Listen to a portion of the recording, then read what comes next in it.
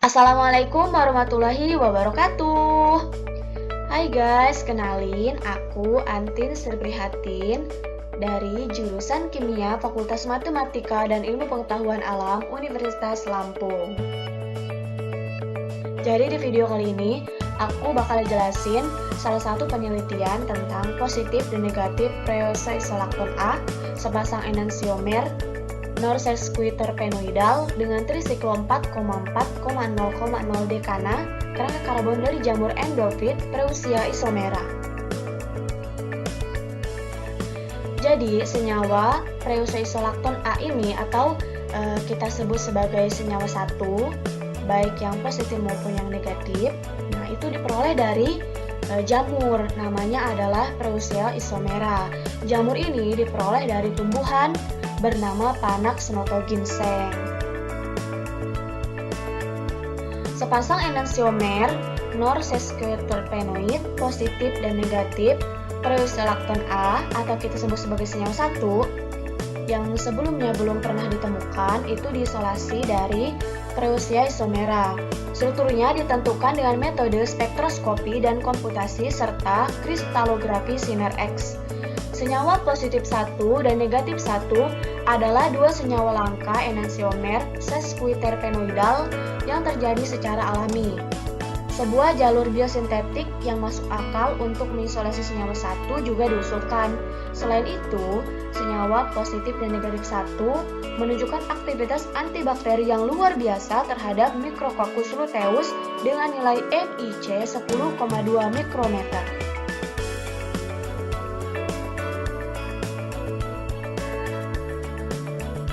Tanaman jamur endofit memiliki kapasitas yang baik untuk menghasilkan beragam metabolit sekunder dengan berbagai keunikan struktur dan dengan aplikasi terapeutik potensial. Jamur dari genus Preusia termasuk dalam famili Sporormiaceae yang sering ditemukan sebagai endofit tumbuhan. Sifat menarik dari metabolit sekunder yang dihasilkan oleh jamur dari genus Preusia mendorong untuk mencari senyawa bioaktif baru untuk pengembangan obat. Bagaimana sih analisis kualitatif dan analisis kuantitatif yang digunakan untuk mengisolasi senyawa ini? Mari kita lihat. Jadi analisis yang pertama adalah analisis HRESIMS.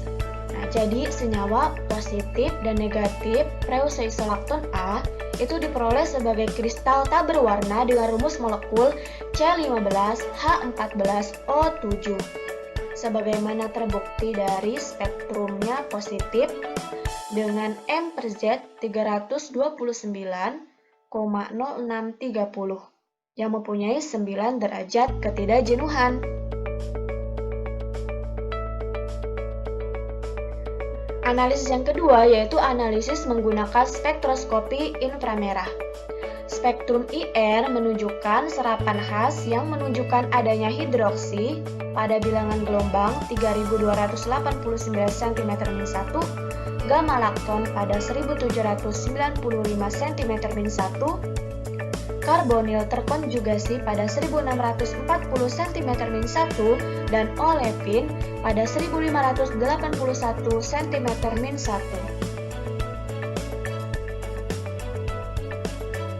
Analisis yang ketiga yaitu spektroskopi HNMR dan karbon NMR.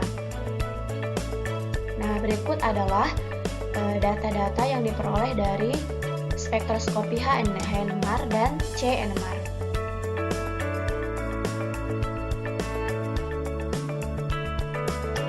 Senyawa positif dan negatif preoxysolactone A menampilkan sinyal yang ditetapkan ketiga gugus netil singlet termasuk 1 teroksigenasi pada daerah 1,09 sebagai H11, 1,37 sebagai H13, 3,88 sebagai H15, 1 proton olefin pada daerah 5,48 sebagai H4, dan 3 kelompok metin termasuk 1 teroksigenasi pada daerah 3,03 dari H6, 2,85 dari H7, dan 4,34 dari H9. Sesuai dengan rumus molekulnya, terdapat 15 atom C. Resonansi juga diamati pada spektrum karbon NMR yang dikategorikan oleh eksperimen DEP dan HSQC sebagai 4 karbon sp2 quaterner pada daerah 188,9, 184,3, 175,6, dan 174,0. Satu karbon olefin terfragmentasi juga muncul pada daerah 100,1. 3 gus metil termasuk 1 teroksigenasi juga muncul pada daerah 58,6, 13,9, dan 10,5. 3 metin sp3 termasuk 1 teroksigenasi juga muncul pada daerah 82,5, 52,6, dan 49,5. Dan 4 karbon sp3 quaterner termasuk 2 teroksigenasi muncul pada daerah 93,2, 85,6, 63,1, dan 60,5.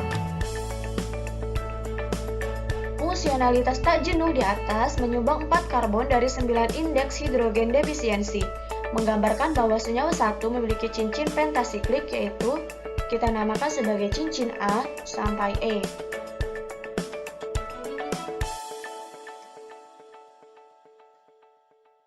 Analisis selanjutnya yaitu menggunakan spektroskopi HMBC. Korelasi yang diamati dari H4 dengan C2, C3, dan C6, H6 dengan C2, C4, H11 dengan C1, C2, dan C6, H15 dengan C5 menyarankan adanya substruktur 3-metoksil 5-metilsiklo 2N1-on atau kita sebut sebagai fragmen A. Selanjutnya, diamati juga HMBC korelasi dari H6 ke C8 dan C10, H7 ke C1 dan C9, H9 ke C1 dan C7, H13 ke C2, C7, C8, dan C9, serta korelasi Cauchy dari H6 dengan H7, menandakan adanya 8-metil bisiklo 2,2,1 heptana yang kita sebut sebagai fragmen B.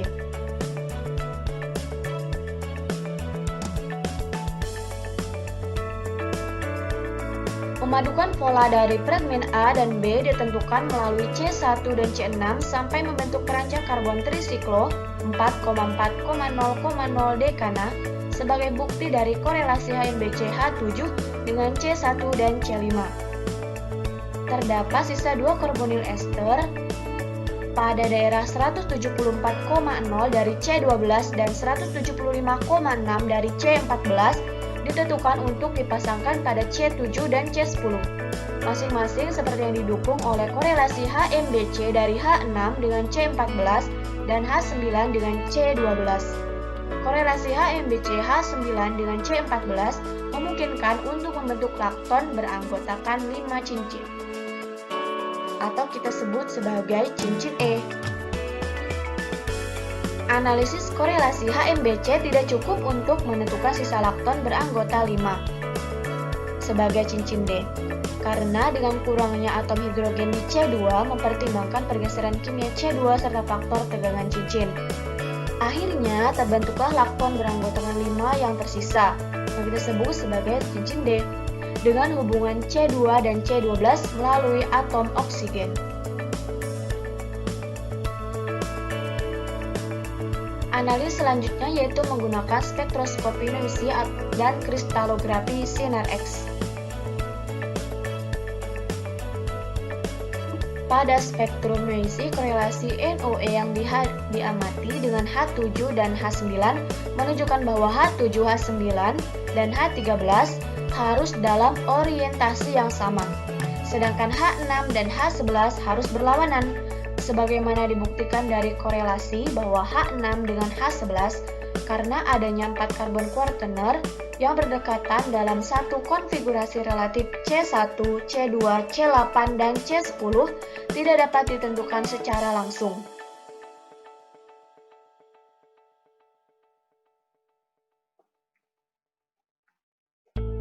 Satu kristal berhasil diperoleh dari sebuah campuran pelarut toluena, metanol, dan CH2Cl2 dengan perbandingan 4:2:1 setelah banyak upaya menggunakan pelarut yang berbeda.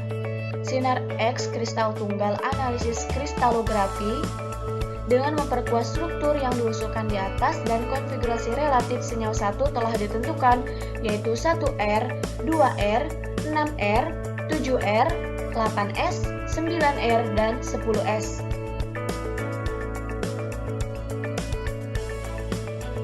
Analisis selanjutnya yaitu menggunakan analisis HPLC. Berikut adalah data analisis yang diperoleh menggunakan HPLC. Spektrum yang berwarna merah merupakan hasil eksperimen CD.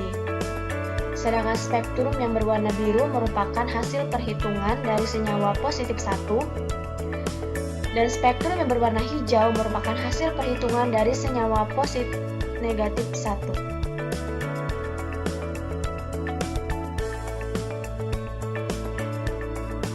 Analisis chiral HPLC menunjukkan bahwa senyawa 1 mengandung 2 enantiomer positif 1 dan negatif 1 dengan perbandingan sekitar 1:1,05. Nah, dicoba memisahkan campuran racemat dengan chiral HPLC. Untuk senyawa negatif 1 sebanyak 0,25 mg dan senyawa positif 1 sebanyak 0,16 mg. Sayangnya, hanya diperoleh spektrum CD eksperimental untuk senyawa negatif 1, tetapi gagal untuk positif 1 karena jumlah sampel yang sedikit. Spektrum ECD yang dihitung dari senyawa negatif 1 sesuai dengan data percobaan. Menunjukkan bahwa konfigurasi absolut dari senyawa negatif 1 adalah 1S, 2S, 6S, 7S, 8R, 9S, dan 10R. Selanjutnya dilakukan perhitungan rotasi spesifik untuk senyawa positif 1 dan untuk senyawa negatif 1, mendukung konfigurasi absolut senyawa positif 1 yaitu 1R, 2R, 6R, 7R, 8S, 9R, dan 10S. Sedangkan untuk senyawa negatif 1 adalah 1S, 2S, 6S, 7S, 8S, 9S, dan 10R.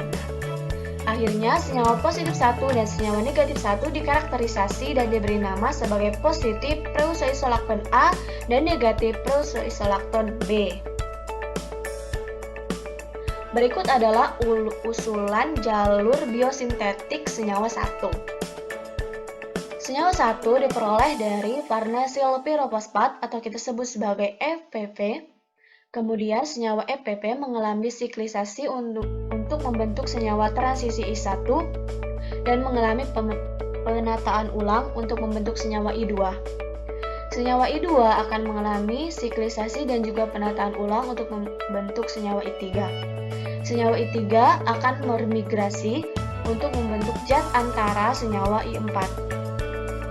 Zat antara I4 akan mengalami penataan ulang dan hidrolisis untuk membentuk senyawa I5. Senyawa I5 akan mengalami oksidasi untuk membentuk senyawa antara I6. Senyawa I6 akan mengalami oksidasi untuk membentuk senyawa antara I7.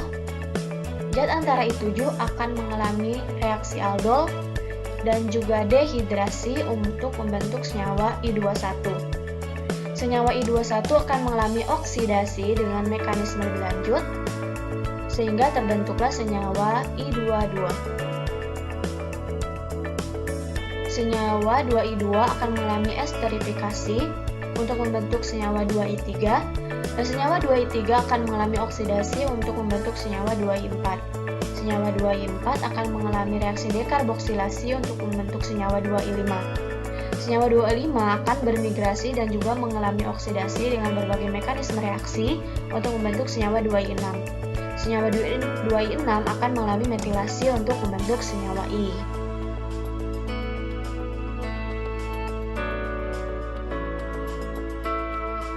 Dari senyawa yang dihasilkan dari penelitian ini, aplikasi penemuannya dapat digunakan sebagai jadi senyawa positif dan negatif preusoisolakton A dapat digunakan sebagai antibakteri terhadap M. luteus dan B. megatherium dengan nilai MIC 10,2 dan 163,4 mikrometer.